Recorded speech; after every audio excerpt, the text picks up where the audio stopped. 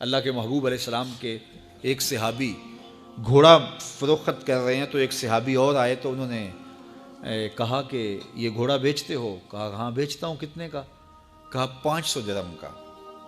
تو عرب گھوڑے کے اوپر سواری کر کے چیک کرتے تھے، دیکھتے تھے، ٹرائی لیتے تھے۔ تو گھوڑے کے اوپر جب ٹرائی لی نا تو واپس آ کے کہا کہ اس کا 600 درہم لوگے؟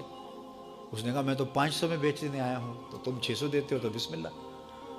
تو پھر وہ کہنے لگے اچھا 700 لوگے؟ انہوں نے کہا کہ مجھے اور کیا چاہیے؟ تو کہا نہیں یہ گھوڑا تمہارا تو 800 کا ہے۔ وہ کہنے لگے ہاں میرا گھوڑا 800 کا ہے۔ تو کہا پھر 500 کا کیوں بیچ رہے ہو؟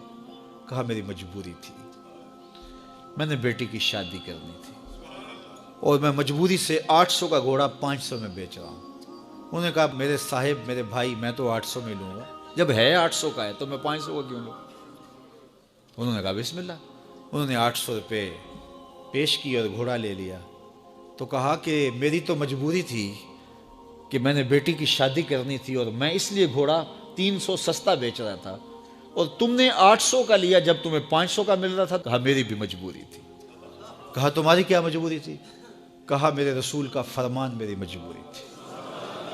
کہا کیا رسول اللہ کا فرمان ہے؟ کہا ہمارے رسول نے ہمیں سودا خریدنے کا حکم دیا ہے، کسی کی مجبوری خریدنے کا حکم نہیں دیا۔ آج تو کہتے ہیں جناب یہ 5 کروڑ کی پراپرٹی ہے، وہ تو مجبور ہے بیچارہ اس لیے 3 کروڑ کی بیچ رہا ہے۔ ہم کہتے ہیں بس ہاتھوں ہاتھ اٹھا لیں۔ یار اگر کوئی بندہ اپنا گھر بیچ رہا ہے اس لیے کہ وہ مجبور ہے اور وہ 1 کروڑ روپے کا ہے، تو ہم اس کو 50 کا کیوں خرید رہے ہیں؟ جب ہے 1 کروڑ کا، 1 کروڑ کا خریدے۔